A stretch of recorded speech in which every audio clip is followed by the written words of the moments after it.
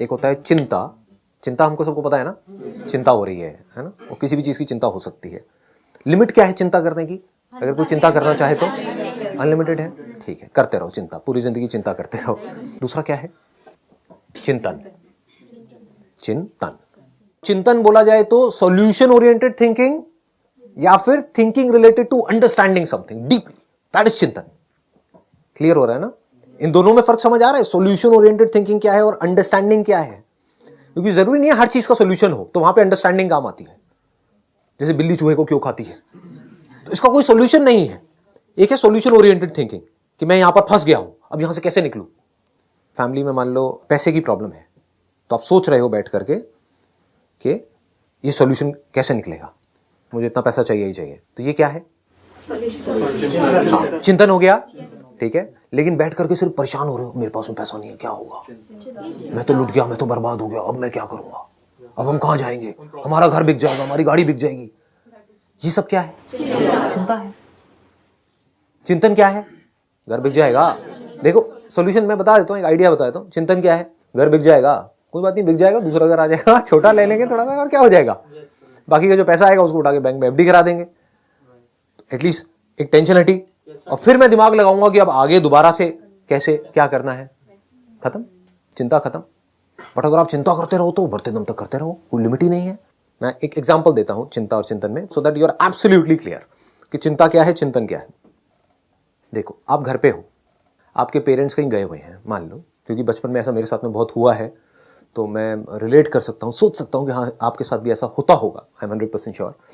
तो क्या होता था बचपन में, जब मैं घर पे होता था और मेरे पेरेंट्स हर महीने गोवर्धन वृंदावन जाते थे, तो वहाँ पर मुझे पता लगा, जब वो आते थे तो किस्से कहानियाँ सुनाते थे कि वहाँ पे रास्ते में ना एक्सीडेंट हो गया गाड़ी का, और बुरी तरह से उसके ऊपर ट्रक चढ़ गया था, ये हो गया था, तो एक ये लोग थे वो मर गए, ये हो गया वो हो गया। तो वो अपनी तरफ से बड़े आराम से इनोसेंटली मेरे को कहानियाँ सुनाते थे। लेकिन मेरे दिमाग में क्या बैठ गया कि अब ये गए तो हैं 3 दिन के लिए, नहीं आए तो क्या होगा, इनका एक्सीडेंट हो गया तो क्या होगा। तो ये सब क्या है? चिंता है, चिंतन है। ये क्लियर है ना? बिल्कुल, दिस इज ऑल चिंता। चिंता मतलब वरी अगर इंग्लिश में बोला जाए तो। इसी का एक ऑपोजिट एंड है, आपको भी चिंता हो रही है कि अगर उनका एक्सीडेंट हो गया तो क्या होगा, उनकी डेथ हो गई तो क्या होगा। एक्सट्रीम केस में यही होता है कि अगर उनके ऊपर भी गाड़ी चढ़ गई या कुछ हो गया तो क्या होगा। अब आप अपने आप को कह रहे हो नहीं नहीं ऐसा कुछ नहीं होगा, जिसको हम पॉजिटिव थिंकिंग बोलते हैं। या फिर भगवान के पास जाकर के बैठ रहे हो, भगवान से प्रे कर रहे हो, हे भगवान मेरे माँ बाप का एक्सीडेंट ना हो, पूरी दुनिया का हो जाए कोई बात नहीं, किसी और का हो जाए कोई बात नहीं, मेरे माँ बाप का ना हो। होती है ना ये सब चीजें, हाँ, कि उन्हें कुछ नहीं होना चाहिए। तो अगर आप पॉजिटिव भी सोच रहे हो, वो भी चिंता है। आप क्यों बोल रहे हो उनका एक्सीडेंट नहीं होगा? क्योंकि आपकी लगी पड़ी है अंदर से, नहीं आपकी हालत टाइट है, आपको ये डर लग रहा है कि उनका एक्सीडेंट होगा, तभी तो आपको बोलना पड़ रहा है बार बार कि नहीं होगा नहीं होगा नहीं होगा। इसका मतलब आप अपने उसी बिलीफ को स्ट्रांग कर रहे हो कि हाँ एक्सीडेंट होगा। जब भी आप बोल रहे हो नहीं होगा नहीं होगा नहीं होगा, तो ये बिलीफ स्ट्रांग होता जा रहा है, क्योंकि वो पॉसिबिलिटी है। और क्यों नहीं होगा?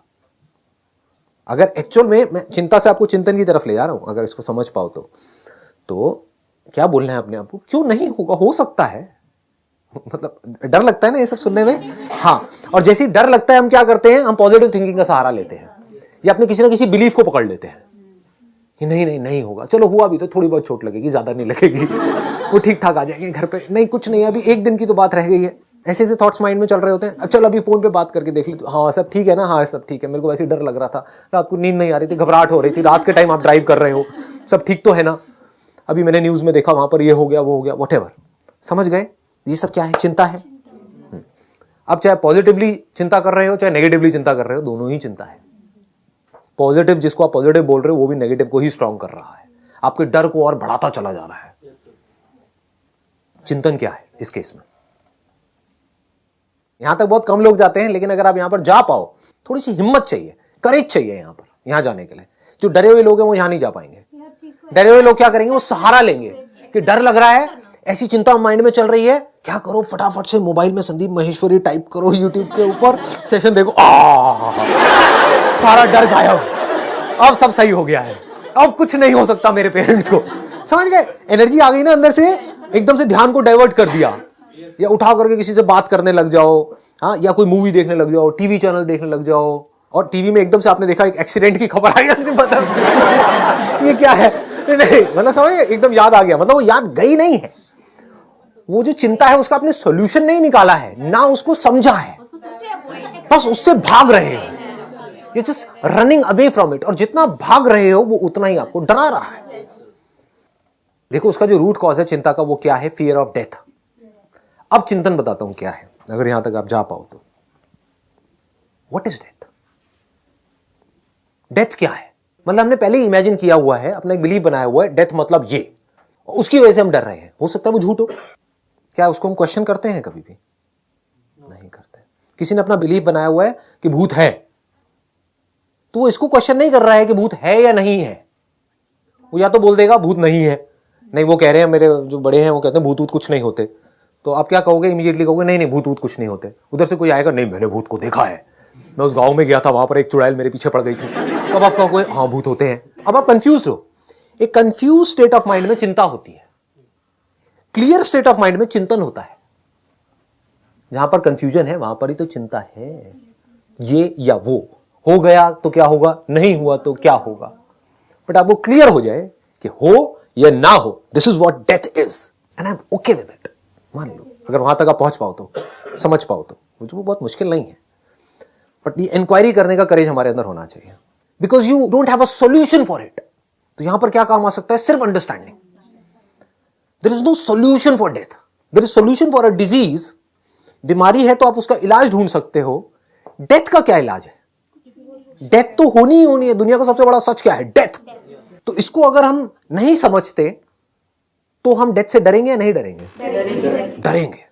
लेकिन अगर डेथ हमको समझ आ गई and we are absolutely okay with it, we are happy with it, we are as happy with death as with life, तो क्या होगा?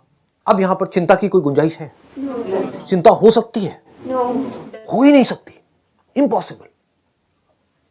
दो तरह की प्रॉब्लम्स हैं इस दुनिया में, एक वो जिसके आप सॉल्यूशंस निकाल सकते हो, दूसरी वो जिसके सॉल्यूशंस नहीं निकाल सकते। अब डेथ का क्या सॉल्यूशन है? तो वहां पर अंडरस्टैंडिंग काम आएगी, और जहां पर सॉल्यूशन निकाल सकते हो वहां पर एक्शन काम आएगा। समझ आ गया ना? अब यहां पर एक्शन काम नहीं आने वाला। मौत में क्या एक्शन काम आएगा? ले लो जो मर्जी एक्शन ले लो, जिसने मरना है वो मरेगा। मतलब क्या एक्शन लोगे? जिसने मरना है वो तो घर में भी मर जाएगा, बाथरूम में नहाते नहाते हल्का सा पैर फिसला और हो गया जी काम, पता भी नहीं लगा रातों रात कौन बंदा कहां से कहां निकल गया। समझ? तो इसका कोई सोल्यूशन नहीं है। यहां पर अंडरस्टैंडिंग काम आ सकती है। अब ये इंक्वायरी कैसे करें? What is death? मौत क्या होती है? क्या मरता है? शरीर। शरीर मरता है। वाह वाह। शरीर मरता है क्या? बॉडी मरती है क्या? बॉडी मरी क्या? बल्कि बॉडी नहीं मरती है। जब बंदा मर जाता है तो उसका नाम मर जाता है। अगर ये गया तो इसको लोग संदीप नहीं बोलेंगे, बॉडी बोलना शुरू कर देंगे इमीडिएटली। अरे बॉडी को वहां रखो, बॉडी को वहां, बॉडी को वहां, बॉडी, मतलब बॉडी नहीं मरी है। क्या मरा? हवा अंदर चल रही है, जो सांसें चल रही है वो चलनी बंद हो गई। तो क्या सांस मर गई? हवा मर गई? हवा चलनी बंद हो गई है क्या पूरी दुनिया में? हवा नहीं चल रही है क्या? क्या इस पूरे यूनिवर्स में कुछ भी मर सकता है? कोई भी बॉडी मर सकती है? ये ज्यादा हो रहा है। यहां चलना है या नहीं चलना है? हिम्मत है? करेज है? ठीक है, करो, कोशिश करो, क्योंकि ये बातें आपको कहीं नहीं मिलेगी, दुनिया की किसी किताब में नहीं मिलेगी। इसको चिंतन से यहां तक पहुंच सकते हो आप, और कोई तरीका नहीं है पहुंचने का। इसी को चिंतन बोलते हैं जो अभी मैं कर रहा हूं आपके साथ साथ में। जो हम अभी कर रहे हैं ये चिंतन है, चिंता नहीं है। यहां पर कोई चिंता हो रही है? डर बढ़ रहा है या कम हो रहा है? कम हो रहा है। बॉडी को मारने का कोई तरीका नहीं है इस यूनिवर्स में, किसी भी चीज को मारने का कोई तरीका नहीं है। कुछ भी नहीं मर सकता है, मार के दिखा दो। छोटे से छोटा एटम, बड़े से बड़ा कुछ भी, सिर्फ फॉर्म बदलती है। बादल फट जाता है तो क्या बादल मर जाता है?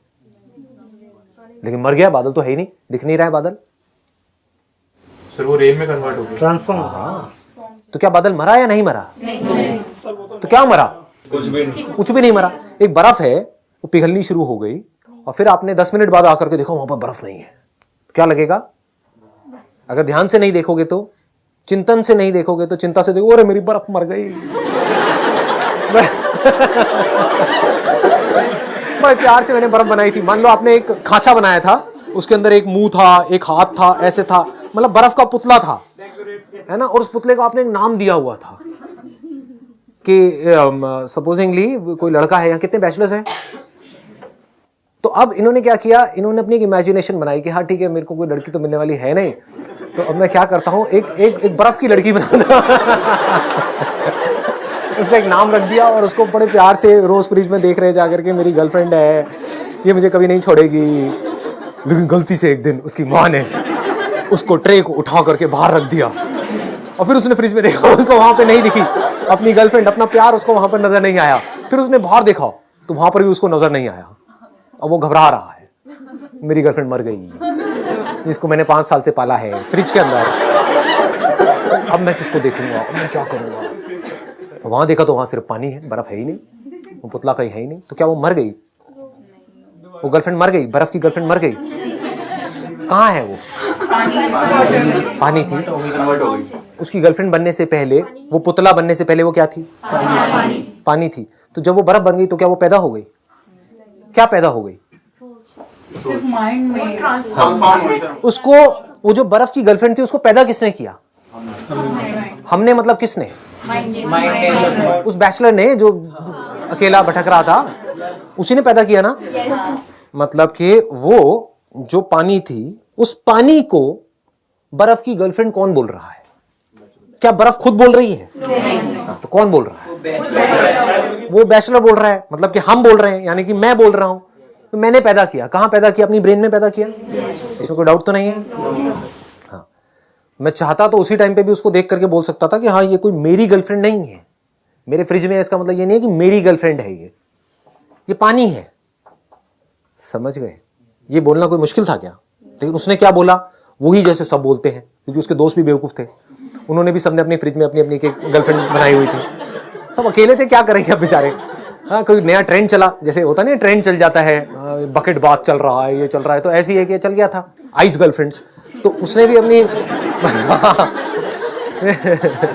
तो आइस गर्लफ्रेंड्स का एक नया ट्रेंड चल गया था, तो उसके दोस्त भी बेवकूफ, वो भी बेवकूफ, सबने क्या कहा, ये मेरी गर्लफ्रेंड है, ये तेरी है, ये मेरी है, सबने कपड़े भी पहना दिए, उनके छोटे छोटे कपड़े सिल दिए और ले करके घूम रहे हैं और फटाफट से फ्रिज में रख रहे हैं, वापस से उसको बना रहे हैं, मिटा रहे हैं। लेकिन वहां पर कोई समझदार इंसान गया, उसने जाकर के देखा, भाई बर्फ है, पानी है, कुछ नहीं है, तेरी गर्लफ्रेंड नहीं है। और नहीं, तुम्हें नहीं पता है, 4 साल से मेरे साथ है, ये है, तुम्हारे लिए नहीं होगी, मेरे लिए तो है। तो ये लाइफ और डेथ कहाँ है? किसके माइंड में? आपके माइंड में। तो इसको सोल्यूशन कौन निकाल सकता है? हमारा माइंड। समझ गए? कैसे निकलेगा ये सोल्यूशन? आपको समझना पड़ेगा, जिसको आप लाइफ कह रहे हो वो क्या है, जिसको आप डेथ कह रहे हो वो क्या है। अभी आपने कहा था शरीर मरता है, अब आप कह रहे हो शरीर नहीं मरता है, बल्कि मरते ही शरीर पैदा हो जाता है। यानी कि जिसको लोगों ने बॉडी बोलना शुरू कर दिया जाते ही, तो बॉडी क्या बन गई? क्या बॉडी मर गई? उस बॉडी में जो भी कुछ काम का है वो खींच लिया गया। अगर तो खुले में डाल दिया तो जो जंगली जानवर हैं वो हैं, वो बन गई। तो मैं क्या बन गया? अगर मैं अपने आप को बॉडी बोलता हूं तो मैं पंछी बन गया, कौवा बन गया, चील बन गया।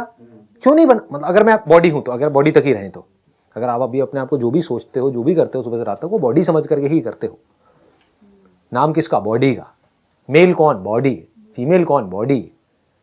उसके आसपास में जो जुड़े हुए हैं वो सब क्या है? बॉडीज। तो अगर बॉडी के लेवल पे आप देखो तो कुछ नहीं मरा है, लाइफ बेटर हो गई है। ये कौवा बन के ज्यादा मस्ती करूंगा यहाँ कौवा बन के उड़ो, ये हो, मजे मजे करो, तो मैं कहाँ मरा? मैं तो जिंदा हूं। अगर आदमी देख पाए तो वो तो जिंदा है। वो बर्फ कहाँ मरी? वो बर्फ की गर्लफ्रेंड कहाँ मरी? वो तो जिंदा है। पहले एक बर्फ में थी, पानी में, वो तो नहीं मरी। प्यार तो हमें उस स्टेट से था ना। हाँ, तो अब ये प्रॉब्लम किसकी है? आपने बिल्कुल सही बोला, प्यार हमें था उस बर्फ की फॉर्म से। तो अब अगर आपको उस बर्फ की फॉर्म से प्यार है तो क्या आप कभी भी बिना डर के जी सकते हो? और जब वो फॉर्म जिसने मिटना ही मिटना है, यानी कि बदलना ही बदलना है, जब वो बदलेगी तो क्या आप खुश रह सकते हो? अगर आपको उस पर्टिकुलर फॉर्म से प्यार है, अगर आपको अपनी एक ऐसी फॉर्म से प्यार है, आपकी जो बॉडी है अभी जिस स्टेट में है उससे ही आपको प्यार है, तो जब आपका बुढ़ापा आ जाएगा, जब इस फॉर्म की धज्जियां उड़ जाएगी, तो सुखी रहोगे दुखी रहोगे? कितना दुखी रहोगे? जितना अपनी उस फॉर्म से प्यार था, यानी जवानी वाली अपनी जो फॉर्म थी उससे प्यार था, उतना ही बुढ़ापे वाली फॉर्म से दुखी रहोगे। लेकिन अगर चिंतन कर करके आप यहां तक पहुंच गए थे कि फॉर्म ने तो बदलना ही बदलना है, मरना नहीं है। जिसको आप मरना बोलते हो वो चेंज है, चेंज को आप मौत बोल रहे हो, कुछ बदला ही तो है। तो बॉडी के मरने का डर गया, प्रॉब्लम तो इमोशन है। हाँ, एक मिनट रुको। वो इमोशंस की जड़ क्या है? Wrong understanding. प्रॉब्लम ध्यान से समझना, वो जो लड़का है, बैचलर है, प्रॉब्लम उसके इमोशंस है उस बर्फ की गुड़िया से रिलेटेड या रॉन्ग अंडरस्टैंडिंग है उससे रिलेटेड? समझ आ रही है ना बात? जिसको आप इमोशंस कह रहे हो वो रॉन्ग अंडरस्टैंडिंग पे बेस्ड है। जो रियल जो इमोशंस हैं, जिसको एक्चुअल में प्यार कहते हैं, वहां पर इन इमोशंस की जरूरत नहीं है। क्योंकि अगर उस बंदे को यह समझ आ जाए जिसने भी वो बर्फ की गुड़िया बनाई है, मैं भी बर्फ का गुड्डा हूं, अब ये बर्फ का गुड्डा, बर्फ की गुड़िया जो दोनों पिघल रही है और आकर के थोड़ी देर के लिए मिले, कौन किससे मिला? पानी से मिला, कुछ देर के लिए मिला। ये नहीं आई ना बात समझ में? ज्यादा हो गया? पिघल जाएगी तो मैं भी तो एक दिन पिघलूंगा। अरे पिघल ही रहे हैं, एक दिन क्या पिघलूंगा? सब पिघल रहे हैं। अगर ध्यान से अपने आप को देखोगे तो पिघल रहे हो फिर बन रहे हो, फिर पिघल रहे हो, फिर बन रहे हो, एनी हाउ। तो आप कहते हो कि भाई मैं मर गया, किस बेस पे मर गया? माइंड मर गया। What is mind? ये चिंतन है। ये नहीं पता है माइंड क्या है, बातें कर रहे हैं सबकॉन्शियस माइंड, अनकॉन्शियस माइंड, अपने सबकॉन्शियस माइंड को पावरफुल कैसे करना है। What is mind? थॉट्स की इतनी पावर है जिसकी कोई हद नहीं, हम अपने थॉट से कुछ भी कर सकते हैं। What is thought?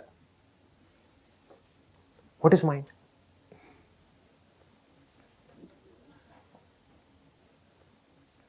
जब ब्रेन काम करना बंद कर देती है तो क्या माइंड काम कर रहा होता है?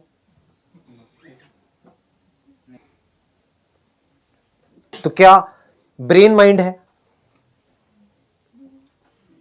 ब्रेन माइंड है तो बॉडी माइंड है, या माइंड बॉडी से अलग है? Brain controls our actions. हाँ, brain controls our action, brain which is a part of the body. What is mind? Is brain mind? हमारे थॉट्स, हमारे थॉट्स माइंड है। थॉट्स क्या है? What is thought? ये चिंतन है। ये नहीं कि मुझे पॉजिटिव सोचना है, मुझे नेगेटिव नहीं सोचना है, मेरे अंदर थॉट्स ना आए। ये बहुत गहरी इंक्वायरी चल रही है। अगर यहां पे हम पहुंच पाए, जिसको आप माइंड कहते हो, क्या वो मेमोरी नहीं है जो आपकी बॉडी के अंदर स्टोर्ड है, आपकी ब्रेन के अंदर स्टोर्ड है? क्या वही माइंड नहीं है?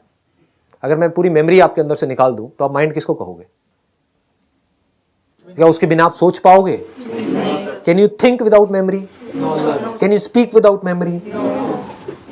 तो माइंड, जिसको आप माइंड कहते हो, वो क्या है? Bundle of memories. तो क्या मेमोरी मर जाती है जब आप मरते हो, ये बॉडी मरती है? तो आप कह रहे हो नहीं मरती, या तो अब आप कहोगे नहीं मरती या कहोगे हां मरती है। कैसे? आपका एक्सपीरियंस क्या कहता है? मैं आपको ये बता रहा हूं, अगर ध्यान से समझ पाओ ना कि चिंतन करते कैसे हैं। बिलीफ के बेस पे चिंता होती है और समझ करके एक्सपीरियंस के बेस पे चिंतन होता है। बिकॉज इफ यू से नो कि मेमोरीज नहीं मरती हैं, मैं पूछूंगा आपका एक्सपीरियंस क्या कहता है? आप कहते हो मेमोरीज नहीं मरती हैं, क्योंकि मैंने उस बुक में पढ़ा है कि कर्म होते हैं, वो इकट्ठे होते रहते हैं, उस कर्म के हिसाब से हमको अगली बॉडी मिल जाती है। ये सब क्या है? ये भी मेमोरी का ही हिस्सा है। तो ये आपको क्या करेगा? फंसा देगा। अब आप इंक्वायरी नहीं कर पाओगे, आप फंस गए। मैं आपसे सिंपल सा एक क्वेश्चन पूछ रहा हूं, मेमोरी मरती है या नहीं मरती? अब आपको कैसे पता लगेगा मेमोरी मरती है या नहीं मरती? किसी बुक से पता लगेगा? सोच सोच करके पता लगेगा? कैसे पता लगेगा? आपको देखना होगा आपका एक्सपीरियंस क्या कहता है। इस बॉडी से पहले आप क्या थे, उसकी मेमोरी है अभी आपके पास में? इसका मतलब क्या है? मरती है। ये हमारा एक्सपीरियंस है। मरना मतलब क्या? याद ना रहना, दैट इज मरना। कोई आदमी जो बचपन से देख नहीं सकता है, अगर कुछ भी कंटिन्यूएशन होती किसी भी तरह की, तो जो देख नहीं सकता है उसको दिखने के सपने आते, क्योंकि वो मेमोरीज पड़ी हुई हैं। लेकिन ऐसा नहीं होता है। आई बात समझ में? नहीं आई। जो बंदा बचपन से देख ही नहीं सकता है, एक तो है उसका बाद में एक्सीडेंट हुआ 20-25 साल की एज में, उसके बाद में वो नहीं देख सकता है, तो उसको सपने आएंगे, उसमें कुछ कुछ दिखेगा। जो बचपन से ही नहीं देख सकता है, मतलब उसकी आंखें ही नहीं है, उसको पूरी जिंदगी जो सपने आएंगे उसमें सुनाई देगा, कुछ फील होगा, सूंघने में आएगा, दिखाई नहीं देगा।